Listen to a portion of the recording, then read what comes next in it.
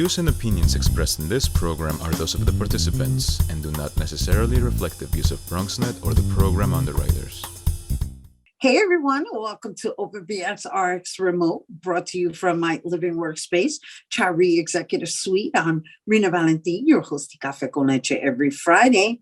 Here's what's coming up in today's show. It's Women's History Month. So leading things off, we'll speak to entrepreneur and author Lourdes Gamez as she discusses her new book, 10 Steps to Jumpstart Your Business While Your 9-to-5 Helps You Fund It. Then we'll speak to Young Dancemakers Company's artistic director, Jessica Gaynor, and associate program manager and alum, Jenée Ivi Whitehead, about their tuition-free summer dance program offered to New York City teens. After that, we'll be joined by Mindful Movements Bronx yoga instructor, Aya, as she discusses wellness and healing design for all kinds of people and bodies.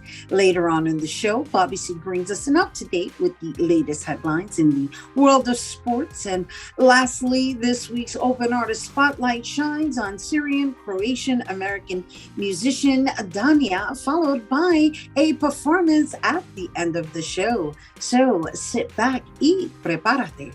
All this and more is headed your way, because now we are officially open.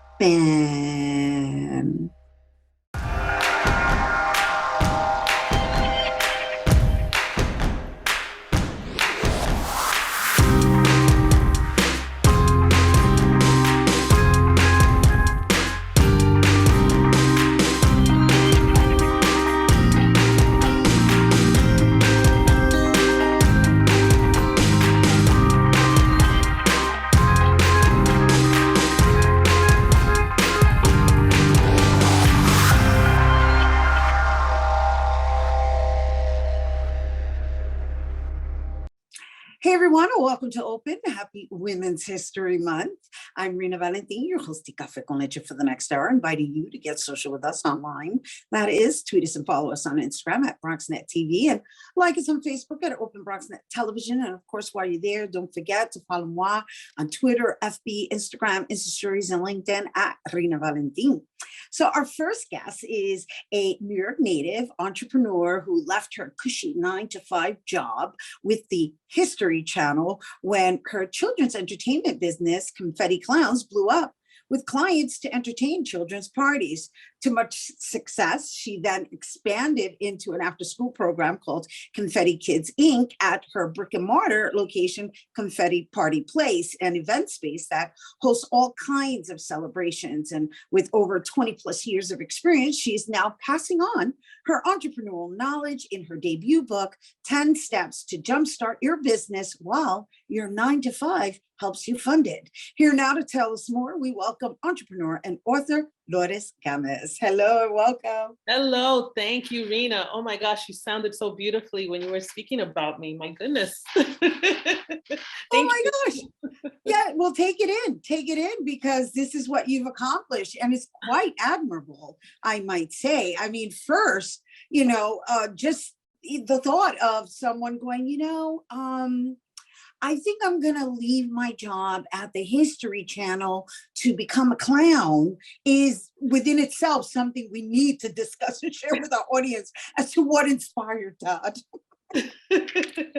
I'll tell you, I hired a clown for my son's birthday. And when I realized how much I was paying for 1 hour, oh my gosh, girl, it was like, idea, let's go, let's make it happen. And sure enough, I contacted that entertainer and I told her, I need you to teach me what you just did at my party so that I can do it and get paid like that. And sure enough, she took me under her wing. We met weekly, daily actually. We met daily for face painting lessons, for magic shows. It's so stressful doing a magic show in front of one person. I'd rather a magic show in front of like 50, 100 people, but one person, those two eyes are on you. And she was just critiquing everything and just showing me the right path. And sure enough, it's where I'm at today now. Right. And this is how many years later? Like 20 something years later. Yes, this is 22 years later. Okay, so I want to share with our audience, right? Because I want to say during this particular time period, a lot of people have had to develop a side hustle and have probably been grappling with whether they want to shift into, I guess, perhaps what is their passion. I don't know if being a clown was your passion, but please do share with us what really inspired you to even become a clown. I'm going to assume it had something to do with your time schedule. It had to do with my time schedule, absolutely, and my children. I had just given birth to my second child. And all my life, some women want these careers and these huge titles, and I wanted to be a mom. I wanted to be there for my children. I didn't want to miss a recital. I didn't want to miss a school trip. It may sound really simple, but there's many moms like us that feel that way. I know you with Charmvita, I'm sure you weren't present for everything. You tried not to miss anything. No, I attend everything. I don't miss anything. As a matter of fact, I even volunteer. I'm the mom that's like, hey, do you need any stage hands? So yes, I get it. I can relate. There you go. So we connect like that. So when I saw that I could be home for 5 days a week when they need me the most, and then just work 2 days out of the week doing birthday parties, because birthday parties are mostly on the weekends. So it just felt natural, and it felt like, wow, I get kids and I, my husband laughs at me, oh, you never grew up. And that's okay. I love my personality. Yeah, I want to grow up. Right? I applaud you. Don't ever grow up. Yay! That's my community. The never grow up adults. Exactly. We're like the Peter Pans of the Bronx. Who wants to adult? No, you can go do that. I want to go do the cha-cha slide and play with the kids. Nice. I love the name of your clown too. I know you retired her, but it's Loopsy Lou. I mean, it's such a cute name, Loopsy Lou. No, but you know what I really enjoyed about your book, and I'm just gonna do little spoilers, not extensive, right? Because it's a nice read, it's a quick read, it's an ebook, but I also like that you share a little bit of your story, not just some suggestions and or a structure in which you highly recommend people to operate with in really just taking the plunge and in making their side hustle their full-time job.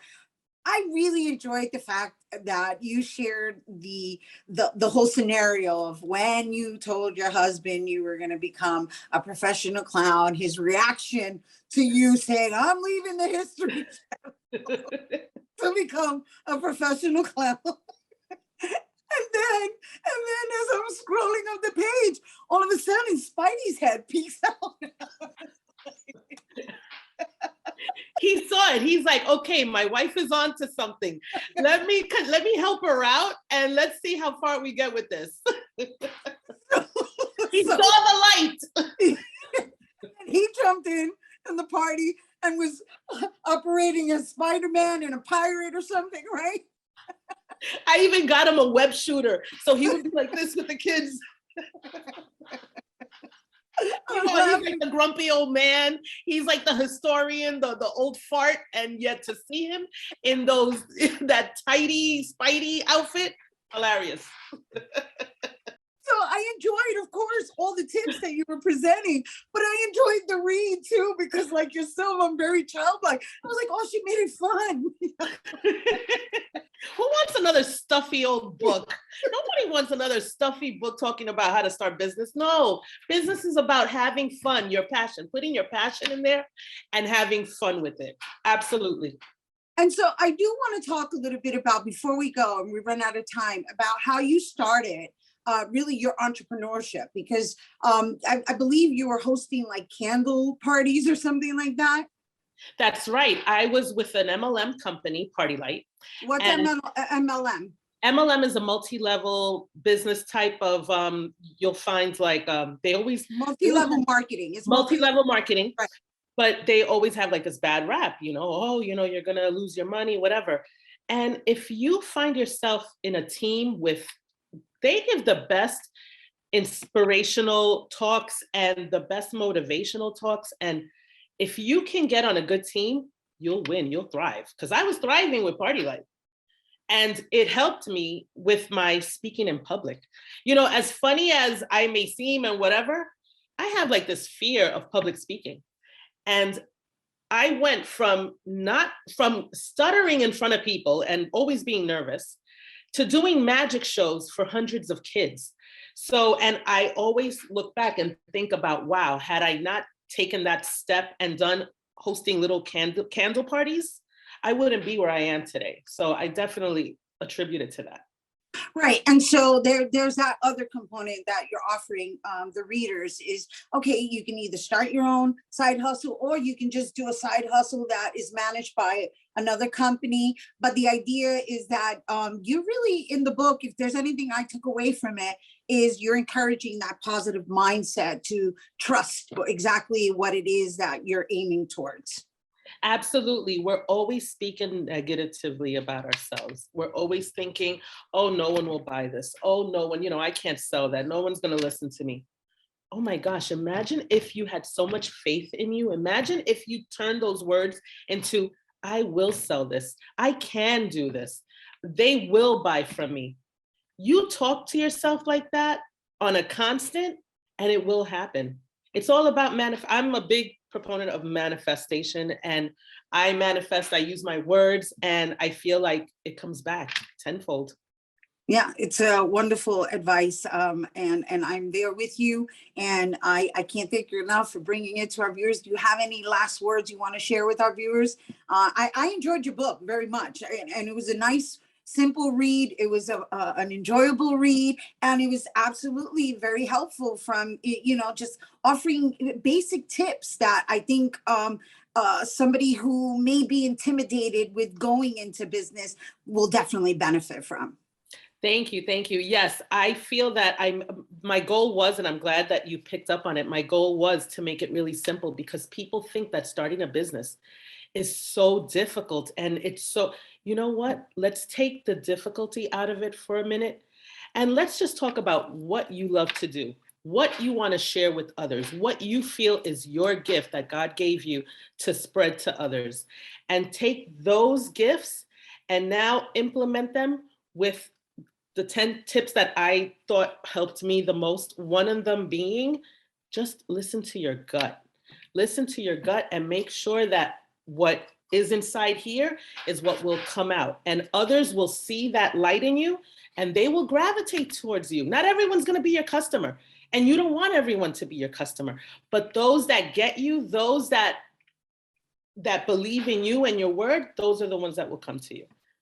Beautiful and beautifully said. And she said it because that's the name of her book, 10 Steps to Jumpstart Your Business. Lourdes Gamez, everyone, entrepreneur and author. And, once again, the ebook, 10 Steps to Jumpstart Your Business While Your 9 to 5 helps you fund it, is available at lourdesgamez.com. And for more on where you can reserve adult and kid party events, visit confettipartyplace.com and on IG at Confetti Party Place.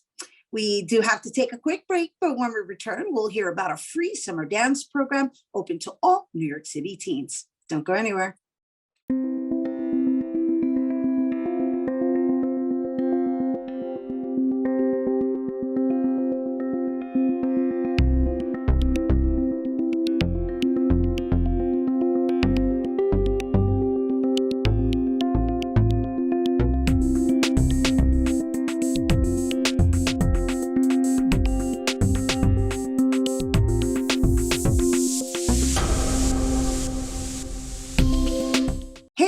Welcome back.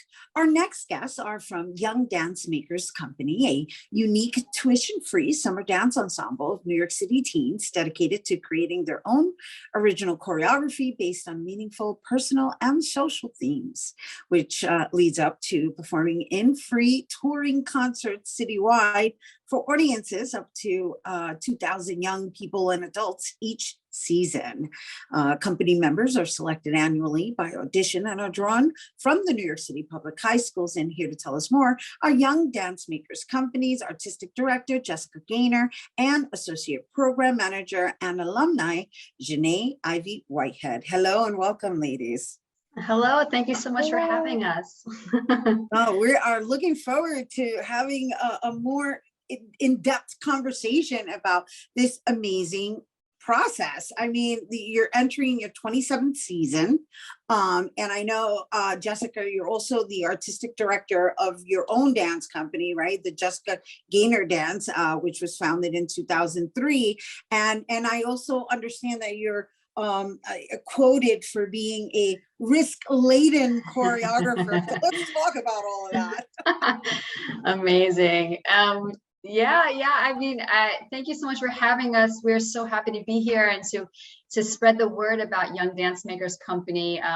We are entering our 27th season, and the company was founded by a very remarkable woman, Alice Tierstein, who believed deeply that young people have a lot to say in this world and that they can express themselves through dance. And that is really the goal of our program. So we kick off on March 20th. We have auditions at New York Live Arts, and they are open to any teenager who is in a New York City public high school. So if you love to dance and you have things that you want to express and you want to work with other like-minded young artists, then come audition for us. We would love to have you and see you there. And so the company consists of 16 to 8 dancers annually. So do you repeat dancers, or do you encourage, rather have a new set of company dancers every year? That's a great question. We have a new set of company dancers every year, although we always welcome back alumni into the program. So we will for sure have 1 or 2 interns again this summer who will join us.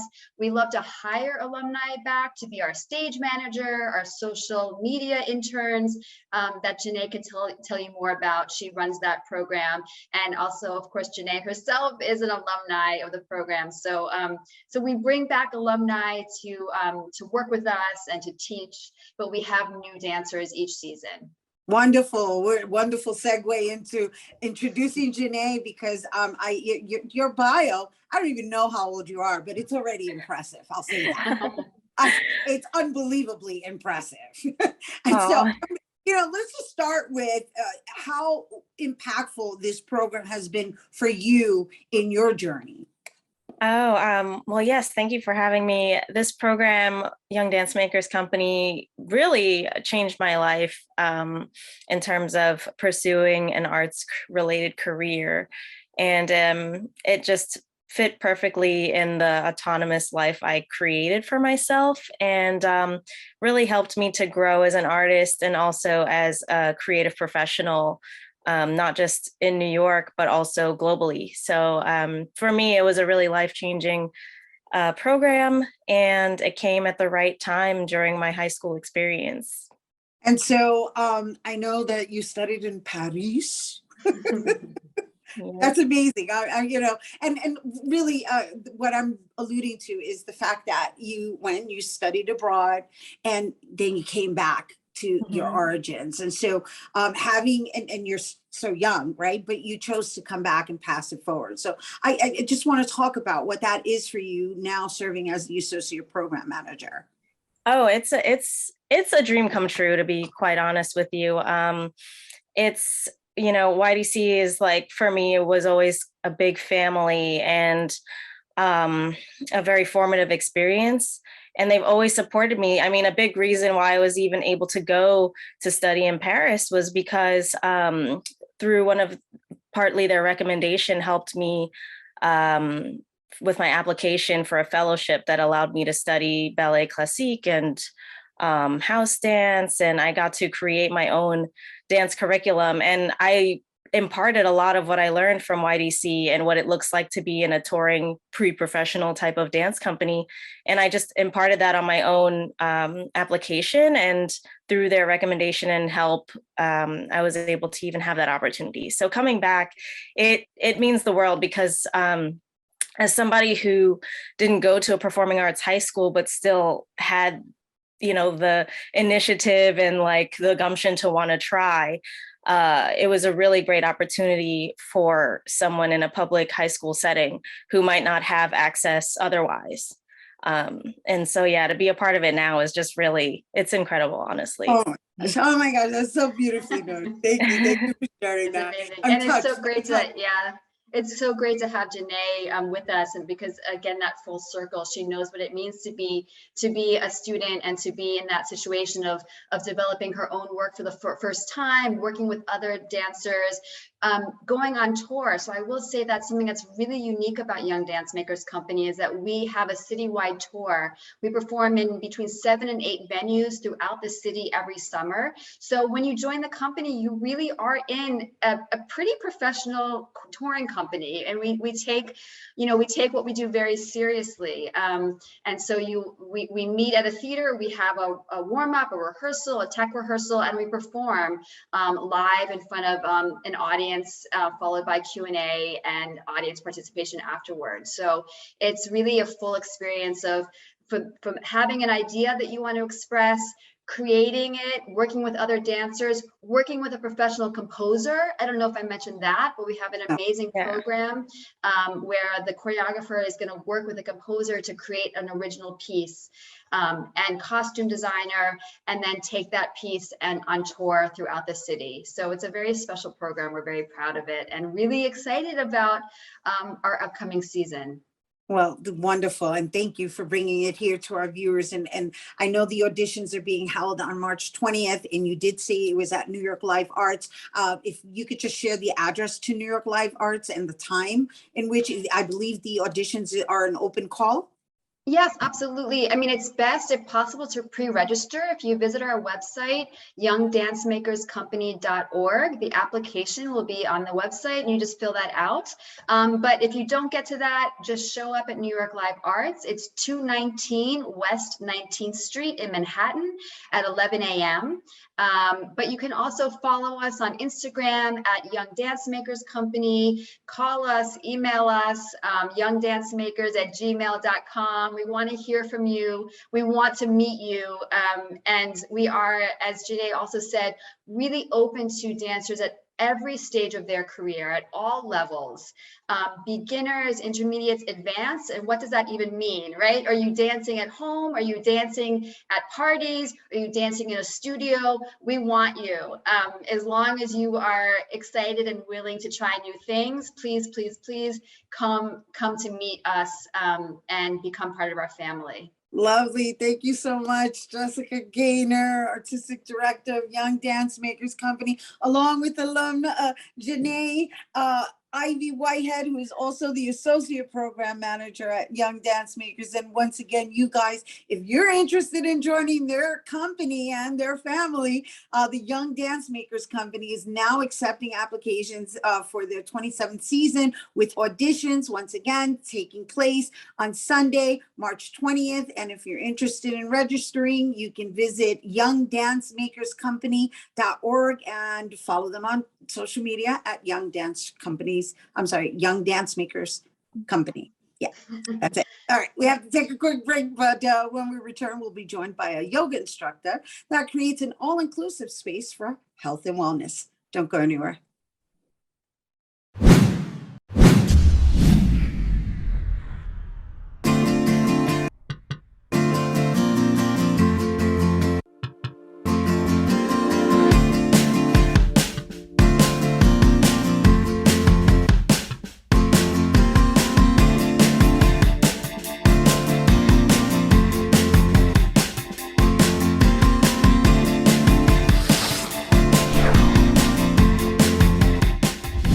Hey everyone, welcome back. Our next guest is a dancer, choreographer, yoga, Pilates, fitness instructor, and founder of Mindful Movements Bronx, a community-friendly yoga company offering online and in-person sessions, as well as outdoor classes on Randall's Island, beginning in May, with inclusion in mind. Mindful Movements caters to all kinds of people, shapes, and bodies, ranging from visually impaired clients, professional dance students, athletes, teenagers, fitness fanatics, and more. Here now to share more is founder of Mindful Movements Bronx, Aya. Hello and welcome. Hi, everybody. Hi, Rhina. Woo, look Great to at be that. here. Oh, well, we are happy to be with you. Look at that setup, all those plants. Yeah, just bringing the outdoors in. for today. Love it, love it, love it. I mean, for the time being, the weather is starting to get nice, but in the meantime, we got to make do with our current circumstances, being indoor, living in New York, in small apartments. So lovely of you to share your outdoorsy feel with us today. So let's talk about the range in which you instruct. We can begin with the online services that you offer, and I'm very fascinated by the fact that you also teach visually impaired individuals. So let's go through it all. Okay, where should we start? Well, been teaching online since 2020, like a lot of other people, and I'm doing that right now through Sweetwater Dance and Yoga, which some of you may be familiar with. So I'm teaching in the morning. I'm definitely a morning person, just let everyone know that. Yeah, so that's on Tuesdays and Thursdays. Okay, so when you say that, you're saying you actually go to the location, but the classes are offered online. So in other words, you go to Sweetwater's location to conduct your classes, or is it hybrid? Are people there in person as well? Yeah, it's actually the actual studio space actually just closed down 2 days ago, and they're going to be moving to a new location. So I'm going to be, streaming from home for the time being. Yeah. And there was, previous to that, there was like in-person classes, and yeah, they had like in-person and they had online. So it wasn't like the hybrid, like half of people online, half the people in person. It was kind of two separate. And so now instructing online, did that expand your business? Because I understand that you teach in London as well. Yeah, so I actually started, Mindful Movement started with me and my sister. We were both dancers, and we were stressed out dancers, like going from getting a gig, not getting one. And then we decided we wanted to, we both did yoga, and I did Pilates as well. And we just started to teach classes actually outside in a park in London. And it grew from there. And then I moved to New York to start teaching dance and movement fitness as well to developmental disabilities clients. And then in 2020, I went back online and I reconnected with a lot of my old students after 7 years. So yeah. And you're referring to your old students in London? Yes. So yeah, it's totally expanded. It's like bring everything like full circle. It's amazing. It's great. I love it. Even the other online classes, like sometimes I have people from London still, they join the classes, it's the online classes with Sweetwater. And then I had someone from Poland the other day, and people from the Bronx, people from different areas in the US. It's great. So it's pretty cool. That's pretty Yeah. cool. I mean, that's the silver lining. I love having the conversations of the silver lining of the pandemic. And so now you're international, right? Even though you're Mindful Movements Bronx, right? But we cannot we must make sure and make mention of these wonderful in-person classes that you're going to be offering at Randall's Island. Yeah, so they're going to be starting in May. They're going to be in 2 different locations. One is just across the 103rd footbridge. If anyone is familiar, just get down to Randall's Island. It's gorgeous. If you haven't been there, I know probably some of you are really familiar with it. And the other location is behind the ICANN Stadium as well on the waterfront. It's open level, so it's, everybody's welcome, any level, any ability. Yeah, and it's just like an inclusive class. Just move. Feel good. You can work as hard or as little as you want. Right, and it's all doors, and so I wanted to make sure we mention that before we run out of time, but we still have time, and I also wanted to discuss how you I guess design your development for your private sessions, right? Because there's one thing that I read in on your website with regards to the consultation that you offer in designing programming specifically for a person's needs, be it through their body type, be it through their needs, if they're visually impaired, if they're special needs. And so like, how does that occur, right? Is it something that you come to them in person, you come to their homes, or like, what's that process like? Yeah, so it could be, so some people I do go to their residence, or even during the pandemic, I was doing it in someone's garden with them, which was great. Also, I do offer online, which is really good as well, because you just have you can see it clearly, like I can give great feedback. So yeah, either in person or also online. In person, obviously within a certain area. Okay, not traveling too far. Right. It's like, well, it's got to be within a certain radius. Yeah. Yeah, and that's Okay. really good. Yeah, so that's great for people like obviously you can have a class that kind of fits in with your schedule. I'm a new mother now, so as well my schedule. So like online is great. Yeah. Well, in all actuality, that's the reality we're living in right now. But the reason I needed to ask that is because of the fact that you do offer, it's an all-inclusive session that you offer. And so it becomes this question of like, well, how do you accommodate that? How do you accommodate somebody who's visually impaired if they're doing it online? Okay, well, as long as they can have their camera set up fine, and then it will just be verbal cues. I can see them give feedback, and that's just a skill that I've developed from like so long of like teaching all different people and being able to like modify postures, which is like really important. So it's not, private sessions are really good for just catering to like individual needs. Maybe someone needs to see the movement more. I'm happy to like demonstrate that and show them. Some people, they really need to, work on their flexibility. I can help that. I know how to tell you how to use props. Even just chair, something you have in your own house that can help you and assist you with a posture if you need to. So everything is adaptable to work for the individual. It's not like one thing. Right. It's not set at a certain level in which, because it could be intimidating. And I do want you to share, and I say this because, I have attended yoga classes and not everybody is as flexible, right? And so just share with our audience, like the benefits of practicing yoga, especially during this time as we start getting back into movement and walking and commuting more frequently.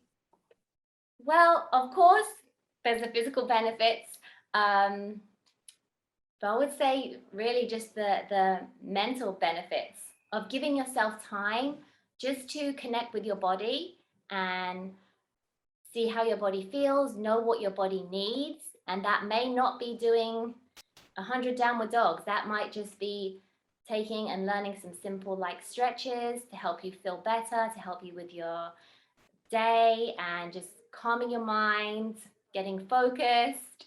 And just giving that gift to yourself that you deserve to feel good. You deserve to like honor your body. And we're not like reaching for a goal. Maybe your yoga practice one day is laying on the floor, relaxing and releasing.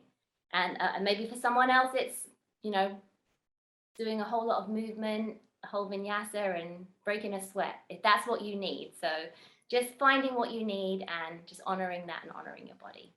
Yeah, I hear you and I feel you. Thank you. Thank you for that. That's everyone. She is talking about self-care mattering, right? Self-care is mental health awareness. And so thank you so much for all the advice that you've shared. And thank you for the classes you're offering. Once again, she starts in May, in Randall's Island from May to September on Tuesdays and June to September on Saturdays at Randall's Island in person, outdoors. However, If you're interested in sessions, you can also visit BronxYogaHub.com and check out Aya on IG at Mindful Movements BX. Stay tuned because Bobby C's Weekly Sports Roundup is coming up next.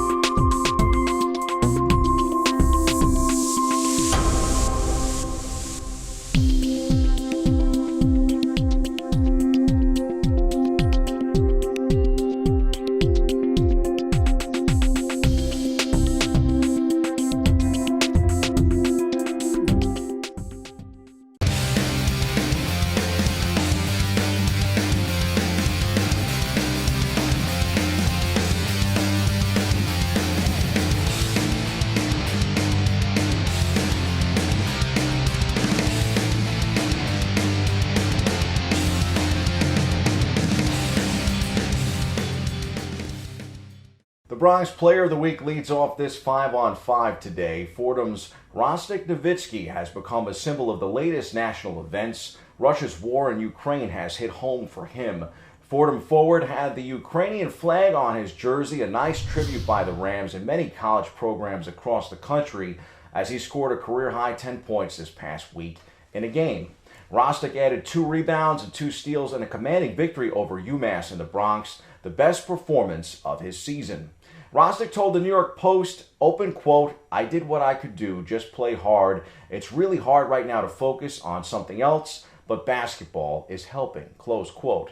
Here's to Rostik and the people of the Ukraine. We stand with you here in the Bronx. In the 4 spot, Malachi Smith has had some season for Dayton men's basketball on the college hardwood. The standout freshman has made sure that his impact could be felt beyond basketball, too. The St. Raymond alum is using his partnership with Cameo to give back to victims of the tragic January fire in his hometown.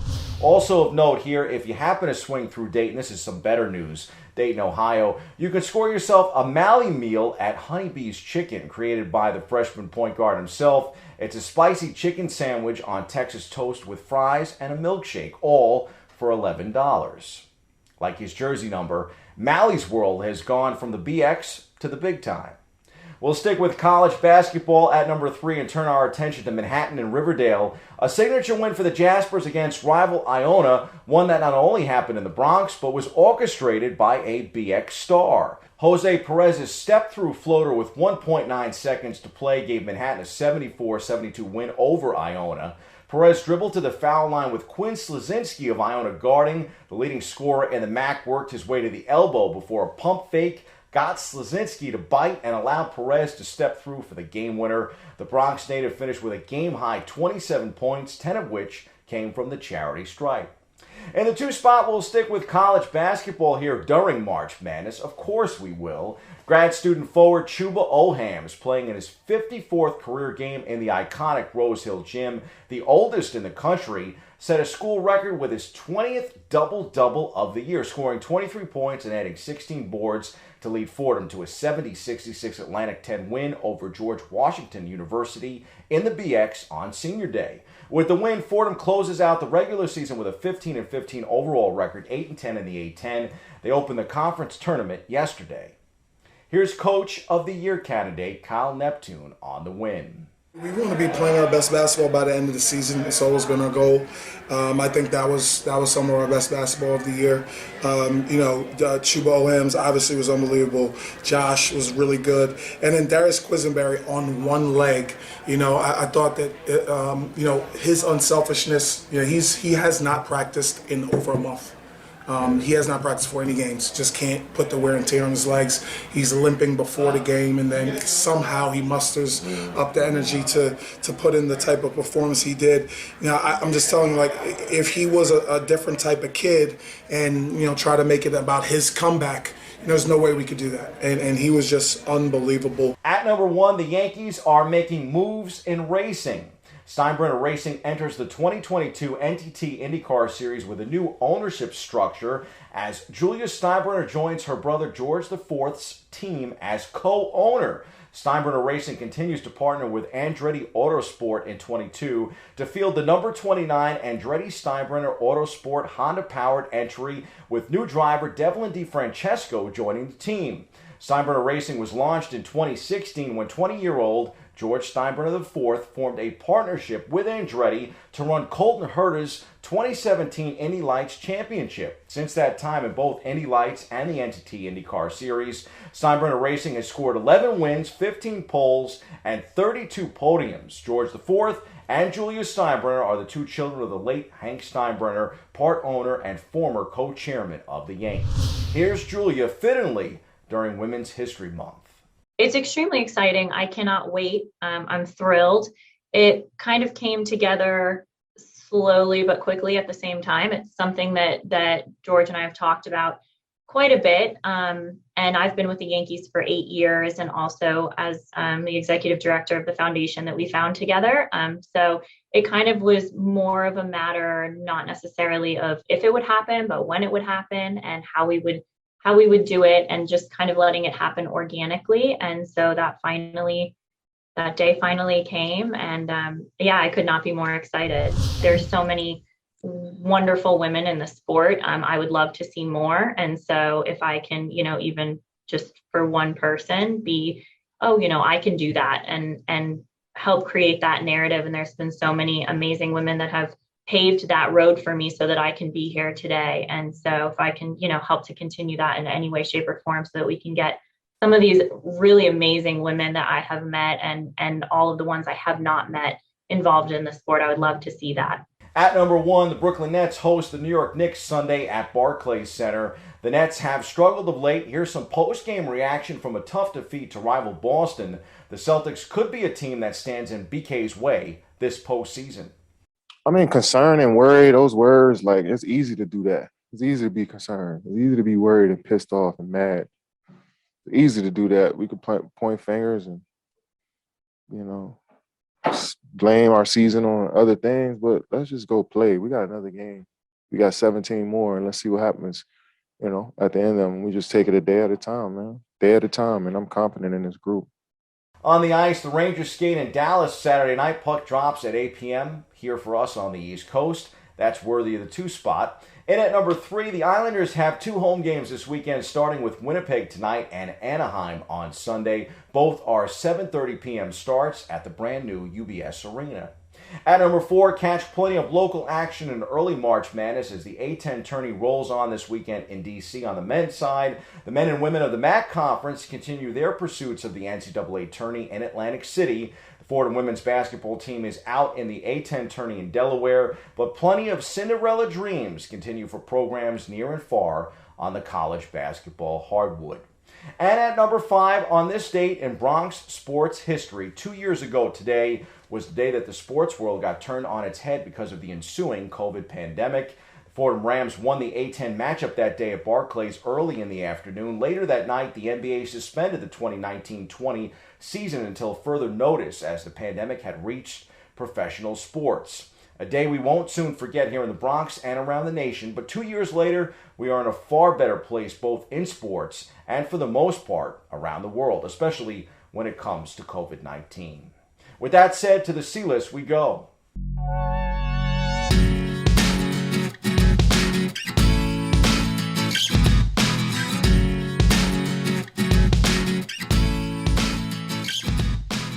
It's hard to think of March Madness without Coach K, but that will be the story of this final March appearance for him. The number 4 Duke Blue Devils were upset by the North Carolina Tar Heels 94-81 last Saturday night in what was legendary Coach K's final home game at Cameron Indoor Stadium. North Carolina was able to avenge an 87-67 loss earlier this season in Chapel Hill to Duke and spoil Coach K's curtain call in front of a packed house in Durham. Honestly, that really doesn't matter. The tributes that came that night do.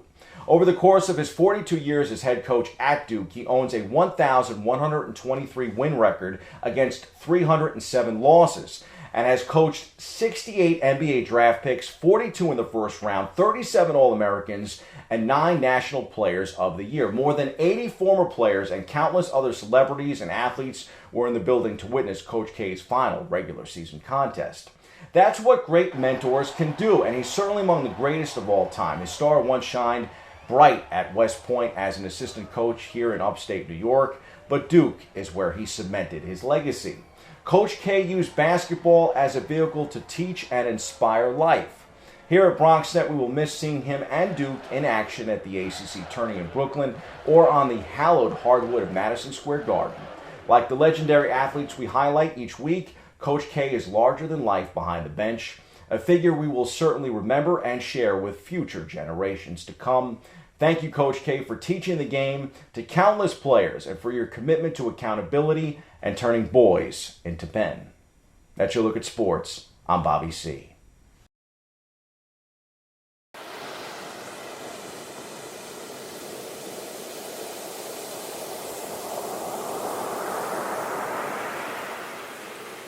Hey everyone, welcome back to Open. Our last guest is a Syrian-Croatian-American musician singer inspired by everything from soaring Arab melodies of Fairuz to the soulful alt-pop sounds of Lana Del Rey to the jazz of Billie Holiday. Growing up with little Arab and Muslim representation in the arts, her music explores the first-generation story, focusing on themes of authenticity, belonging, acceptance, and home as universal themes of inadequacy and imposter syndrome.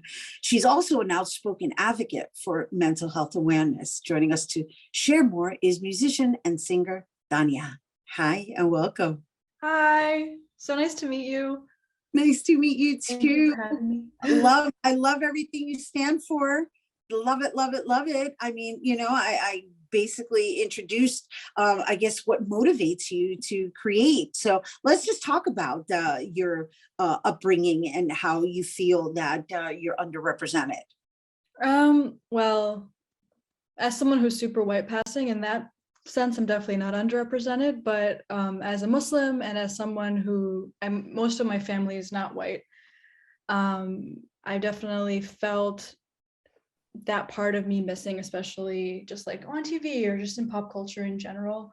That's why it was so important for me in my most recent video to like incorporate just like a small sliver of like Muslim prayer, because I feel like that's really off. You don't really see just like casual Muslim representation or casual Arab representation like that. You know what I mean? It's usually like under the guise of either some sort of oppressive, what's it called? Theme, or it's just used as like terrorists or something like that, so just like everyday casual, like normalizing my experience in my life, and that it's like a normal good way to be a person.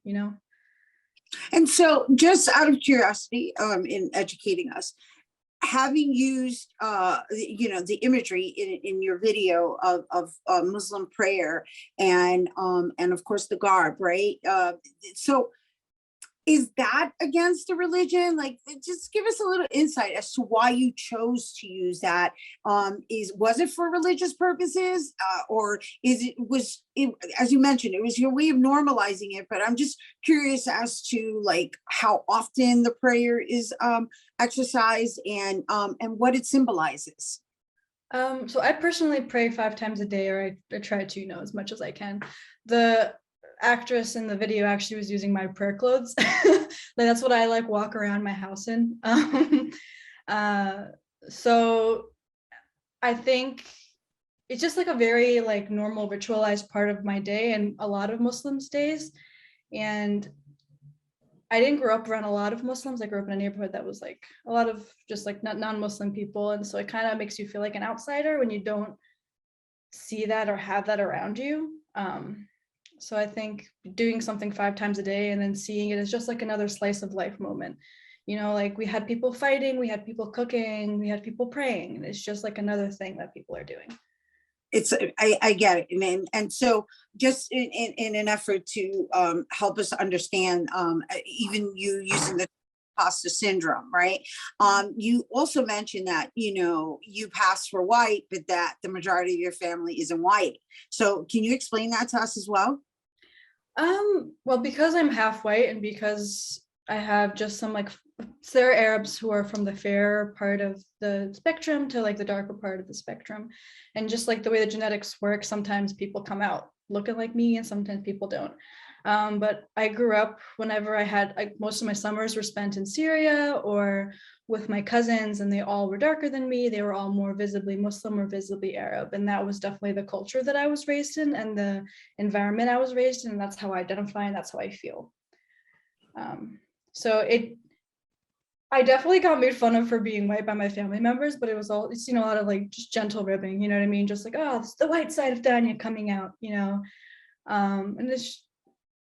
So I can definitely, and a lot of mixed race or mixed cultural kids feel this. You can kind of feel like you don't belong in one or the other because you don't look like everyone else. You don't act exactly like everyone else in either category. And so thank you for sharing that and really being clear, right? Because I think that also pertains to a lot of cultures, like even the Latinx culture, right? Because we go through that as well. And so how does that loan itself to your activism with mental health awareness? I think, again, I'm first generation, and the cultures that my parents come from tend to not be particularly, I don't want to say like welcoming or unwelcoming towards mental health. It's just like not when you're flexible. How about we use the term flexible? Flexible. Like, yeah, I mean, like when you come to this country with like nothing and you're just focused on surviving, I can understand why like when your kids are having like the mental health issues that you yourself had, but like couldn't deal with because you were just focused on like surviving and just like becoming something in this country with nothing. It can be like a foreign concept to just be like, what do you mean you're depressed or you're anxious or you have this or you have that? Like, it's definitely a difficult thing for people to understand and grasp, but I definitely with enough dialogue, like I've talked to my parents a lot about this growing up, as anyone can kind of get there because it is just like part of the human experience. And my parents came here to give me the possibilities and the ability to kind of reflect on myself. You know, I'm so lucky that I didn't have to do what they had to do. And I can be like, oh, like intergenerational trauma, like, what does that mean? How do we solve it? Where do we go from here? Right. And then there's also the fact that you've been raised in a multicultural upbringing, right? Which is, I guess, where your inspiration for Friend Stranger came from, which we're going to hear after, right? Yeah, the song itself it's a mix. It's kind of about a friend breakup. That's where the song kind of started. I feel like friend breakups don't get as much like airtime as romantic breakups, but it was also like there's this in the chorus, the kind of climax is I'm kind of like, why am I not good enough? Can't seem to let you go. Like holding on when life gets tough, wait to get better. Sometimes love is not enough and I get better. That kind of like, yeah, just that kind of experience of not feeling enough was definitely something that was drawn from just my life. I get it. Yeah. Yeah. I'm looking forward to listening to it and sharing it with our viewers. That was Dania. She's quite pensive. I talk less. I love Thank you.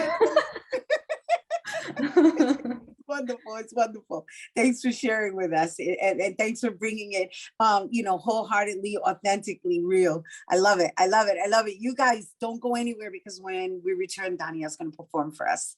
Thank you so much. We built a media network for you. BronxNet TV. Come learn in your new state-of-the-art studios at Lehman College. At Mercy College. And coming soon to the South Bronx in the Hub. Inspire with your stories, culture, history. Your Bronx on BronxNet. Engage with us. Connect with us at your channels and at bronxnet.tv. Learn, engage, inspire. BronxNet TV. From the Bronx to the world. BronxNet.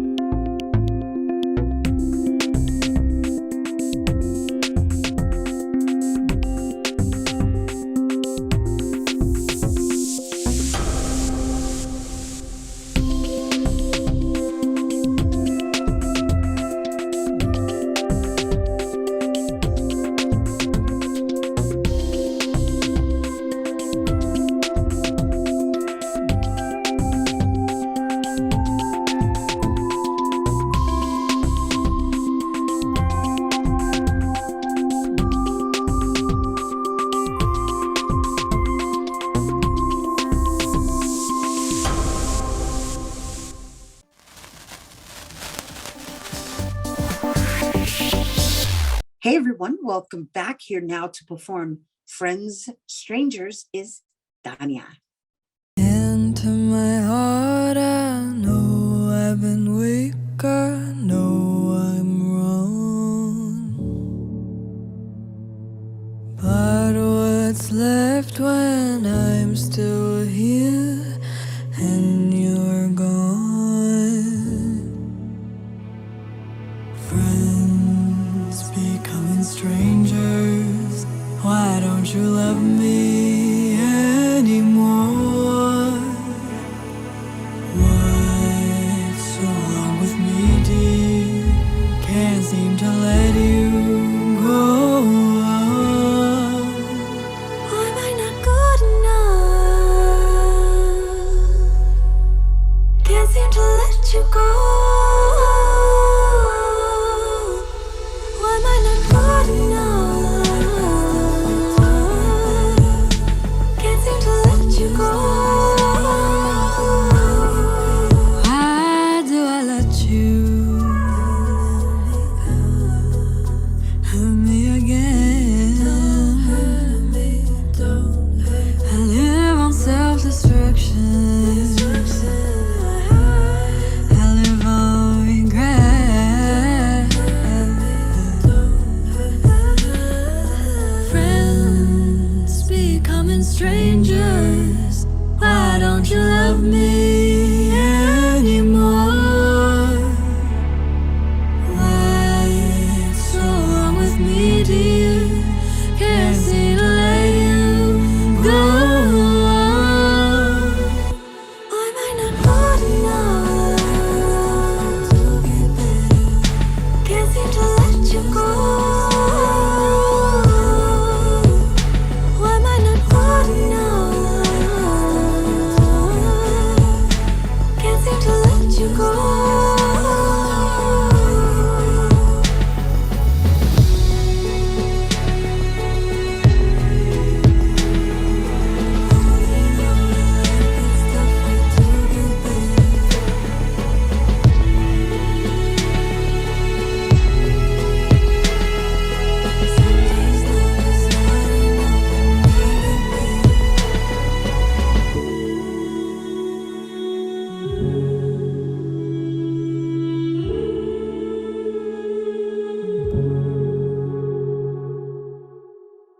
There you have it, our global community. Beautiful. That was Dania. And guess what? You can stream all of her music on all platforms. And for more on Dania, you can follow her on social media at Dania_music_. That is our show today, mi gente. Thanks to all our guests for coming through and to you, our viewers, for tuning in. If you missed any part of the show, you can check out the recapcast tonight and 24 hours a day at BronxNet.tv. I'm Rhina Valentin, and from all of us here at Open, may the universe provide paz, prosperity, y amor, and happy Women's History Month.